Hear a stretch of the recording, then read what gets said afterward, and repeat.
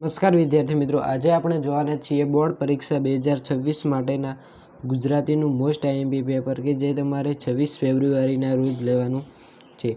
તો વિદ્યાર્થી મિત્રો, એમાં આપણે પહેલો વિભાગ એ જોઈએ કે જેમાં તમને નીચેનામાંથી યોગ્ય રીતે જોડકા જોડીને ફરીથી લખો કે જે તમને 4 માર્ક્સમાં પૂછાયેલ છે।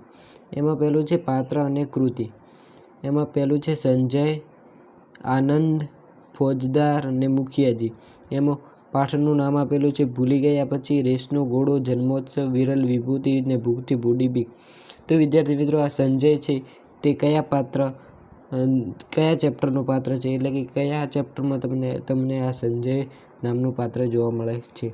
તો વિદ્યાર્થી મિત્રો, રેસના ઘોડામાં સંજયનું પાત્ર આવે છે। પછી આનંદનું પાત્ર ભૂલી ગયા પછીમાં આવે છે અને ફોજદારનું પાત્ર ભૂખથી બુડી બીકમાં જોવા મળે છે અને મુખિયાજી જન્મોત્સવ આવશે ક જ। પછી આગળ જોઈએ કે નીચેના આપેલા વિકલ્પો યોગ્ય વિકલ્પ પસંદ કરીને ખાલી જગ્યા પૂરો। વિદ્યાર્થી મિત્રો, અહીંયા તમને ખાલી જગ્યા પૂરવાની છે જે 4 માર્ક્સમાં પૂછવામાં આવેલ છે, જે 4 ખાલી જગ્યા છે।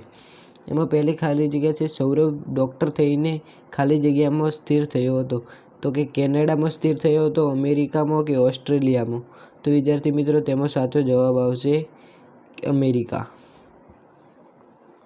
પછી છત્રી પાઠમાં રતિલાલ બોરીસાગરના ખાલી જગ્યા સંગ્રહમાંથી લેવામાં આવ્યો છે, એટલે કે છત્રી પાઠ રતિલાલ બોરીસાગરના કયા ગ્રંથ સંગ્રહમાંથી લેવામાં આવ્યો છે? ઓમ હાસ્ય, મરક મરક કે એન્જોગ્રાફી? તો વિદ્યાર્થી મિત્રો, આમાં જવાબ આવશે ઓમ હાસ્ય। પછી 7મું ખાલી જગ્યા કે ચોર તરફ ખાલી જગ્યા સાગના ઝાડ રાતોરાત કોઈએ શણગારી દીધા હતા, તો દીવા આવશે, તેજપુરા આવશે કે આગિયા આવશે? તો વિદ્યાર્થી મિત્રો, એમાં જવાબ આવશે આગિયા। પછી 8મો ખાલી જગ્યા છે કે મનુષ્ય દેહ ખાલી જગ્યા જેવો છે, છાશ જેવો છે, દૂધ જેવો છે કે ઘી જેવો છે? તો વિદ્યાર્થી મિત્રો, મનુષ્ય દેહ છાશ જેવો છે। અને જો વિદ્યાર્થી મિત્રો તમને એમ પૂછે કે મનુષ્યનો જીવ કેવો છે, તો મનુષ્યનો જીવ ઘી જેવો છે। પછી નીચે આપેલા પ્રશ્નોના એક વાક્યમાં ઉત્તર આપો કે જે તમને 2 માર્ક્સમાં 2 પ્રશ્ન પૂછવામાં આવેલા છે। એમાં પહેલો પ્રશ્ન છે કે સંપૂર્ણ નિરોગી વ્યક્તિએ શું કરવું જોઈએ? પછી છત્રી નિબંધના લેખક જ્ઞાન અને તેના આચરણ વિશે શું માન આપે છે? પછી આગળ છે કે નીચે આપેલા પ્રશ્નોના 3-4 વાક્યોમાં ઉત્તર આપવાના છે, જેમાં તમને 3 પ્રશ્નો પૂછવામાં આવે છે, જેમાં તમારે કોઈ પણ 2 લખવાના છે, તો તેના તમને 4 માર્ક્સ મળશે। એમાં લેખકને પોતાની જાત પર કેમ તિરસ્કાર આવ્યો? પછી ખાંડણીયામાં માથું ને ધીમો કેમ રામ કહેવત દ્વારા શું સૂચવાય છે? પછી ખોભણમાં પગ લપસ્યા છતાં લેખક કેવી રીતે બચ્યા? પછી આગળ છે કે 10-12 વાક્યમાં મુદ્દાસર ઉત્તર લખવાના છે, જેમાં તમને 3 પ્રશ્ન આપવામાં આવેલ છે, જેમાંથી 2 પ્રશ્ન લખવાના છે, જેમાં એક પ્રશ્નના 3 માર્ક્સ છે। પછી છે વિભાગ બી, એમાં નીચેના જોડકા યોગ્ય રીતે જોડીને ફરીથી લખો। વિદ્યાર્થી મિત્રો, આમાં તમને 4 માર્ક્સના જોડકા પૂછવામાં આવેલ છે। તો એમાં માધવને દીઠો છે ક્યાંય વતનથી વિદાય થતા શિકારીને વૈષ્ણવજન, જેમાં દુહો, પદ, હરિદવે, જયંત પાઠક અને સોનેટ છે। તો વિદ્યાર્થી મિત્રો, પહેલો છે કે માધવને દીઠો છે ક્યાંય, જેમાં જવાબ આવશે હરીન્દ્ર દવે ક। પછી છે વતનથી વિદાય થતા, જેમાં જવાબ આવશે જયંત પાઠક, વતનથી વિદાય થતા જયંત પાઠક દ્વારા લખવામાં આવેલ છે। પછી છે શિકારીને એ સોનેટ છે। પછી છે વૈષ્ણવજન કે જે પદ છે।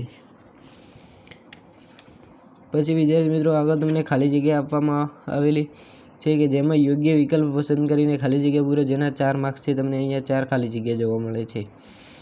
પછી એમાં પહેલી ખાલી જગ્યા છે કે ગંગા સતી ખાલી જગ્યા સાધુને વારંવાર નમવાનું કહે છે, તેમાં ગુણવંત, ધીમવંત કે શીલવંત? તો વિદ્યાર્થી મિત્રો, એમાં જવાબ આવશે શીલવંત।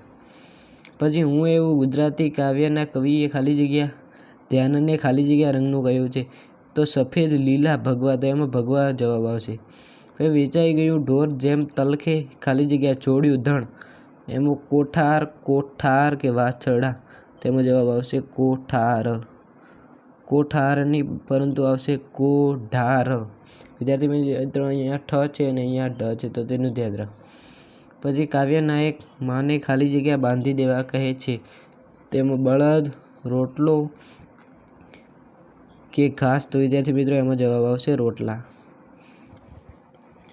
પછી આગળ છે કે નીચે આપેલા પ્રશ્નોના એક વાક્યમાં ઉત્તર લખો, જે તમને 2 માર્ક્સમાં પૂછવામાં આવેલ છે. એમાં પહેલું છે સુરત, શરણાઈ અને ભીડ દ્વારા કયું દ્રશ્ય સ્ફુટ થાય છે? શિકારીને કાવ્યનો મુખ્ય ધ્વનિ શું છે? વિદ્યાર્થી મિત્રો અહીંયા તમને 3-4 વાક્યના એટલે કે 2 ગુણમાં પ્રશ્ન પૂછવામાં આવે છે, જેમાં તમને 3માંથી 2 લખવાના છે. પછી વિદ્યાર્થી મિત્રો અહીંયા 10-12 વાક્યમાં મુદ્દાસર જવાબ લખવાના છે, જેમ અહીં તમે 3 પ્રશ્નો જોઈ શકો છો, જેમાંથી તમારે 2 પ્રશ્નો લખવાના છે. પછી વિદ્યાર્થી મિત્રો અહીં તમારે વિભાગ સી વ્યાકરણ વિભાગ શરૂ થાય છે. એમાં પહેલું છે કે વિકલ્પોમાંથી સાચો વિકલ્પ પસંદ કરીને ઉત્તર આપો.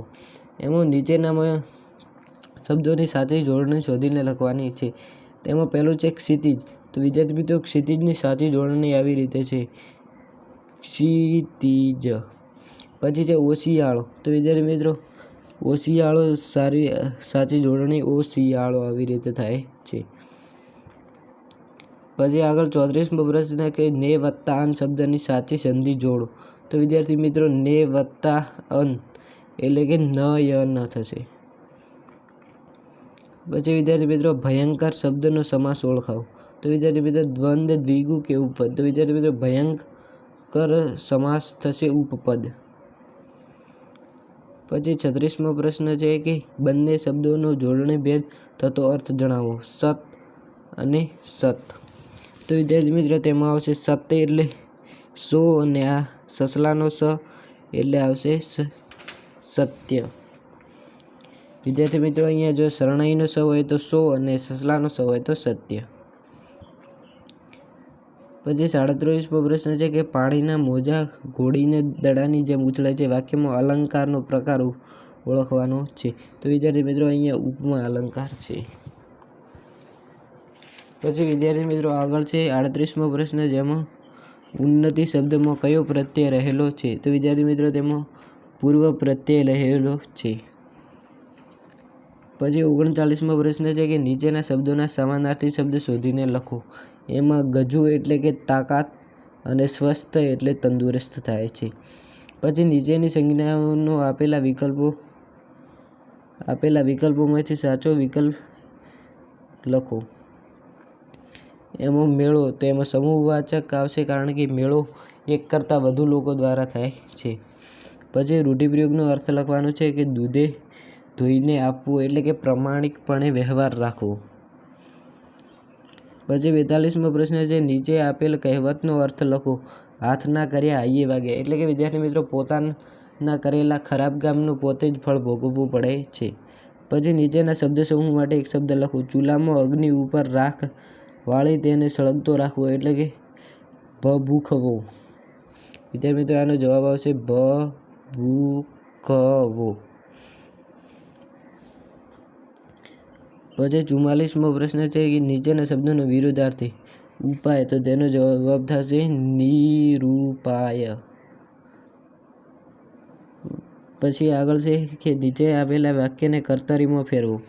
મારાથી આ ભાત જ નથી ખવાતું, તેમાં જવાબ આવશે હું આ ભાત જ ખાઈ શકતો નથી. પછી તળપદા શબ્દ, તો એમાં છે નકર, તો એમાં નહીતર અથવા નહીં તો. પછી 47મો પ્રશ્ન છે કે નીચેના વાક્યમાંથી વિશેષણ શોધીને તેના પ્રકાર જણાવો. આંખે બે રહી ભાળતી વળી વળી પાછી. તો વિદ્યાર્થી મિત્રો એમાં સંખ્યાવાચક, અહીંયા આંખો બે એટલે કે તેમાં જવાબ આવશે સંખ્યાવાચક. પછી 48મો પ્રશ્ન છે કે નીચેના વાક્યમાંથી ક્રિયા વિશેષણ શોધીને તેનો પ્રકાર લખવાનો છે. પક્ષીને પામવાન તો છાનો તું સુણ ગીતને. તો વિદ્યાર્થી મિત્રો તેમાં રીતિવાચક આવશે, રીતિવાચક ક્રિયા વિશેષણ આવશે. પછી શૃંગ શબ્દના ધ્વનિ ઘટકો છૂટા પાડવાના છે. તો વિદ્યાર્થી મિત્રો તેનો જવાબ તમે કોમેન્ટ કરજો. પછી 50મો પ્રશ્ન છે કે નીચેના વાક્યને ભાવે વાક્યમાં રૂપાંતર કરો. પત્ની કશું બોલી નહીં. તો વિદ્યાર્થી મિત્રો તેમાં આવશે પત્નીથી પત્નીથી કશું બોલાયું નહીં. પછી 51મો પ્રશ્ન છે કે નીચેની પંક્તિનો છંદ ઓળખાવાનો છે. ફર્યો તારી સાથે પ્રિયતમ સખે સૌમ વયનો, સવારને જોતો વિકસિત થયેલા શૈલ શિખરે. તો વિદ્યાર્થી મિત્રો આમાં શિખરણી છંદ આવશે. યમન સભલગા કયા છંદનું બંધારણ છે? તો વિદ્યાર્થી મિત્રો તે શિખરિણી છંદનું બંધારણ છે. પછી આગળ વિદ્યાર્થી મિત્રો વિભાગ ડી એટલે કે લેખન વિભાગ આવે છે, જેમાં તમને પહેલું અર્થ વિસ્તાર પૂછવામાં આવે છે, જે આશરે તમારે 15 વાક્યોમાં લખવાનો છે, જેના તમને 4 માર્ક્સ મળે છે.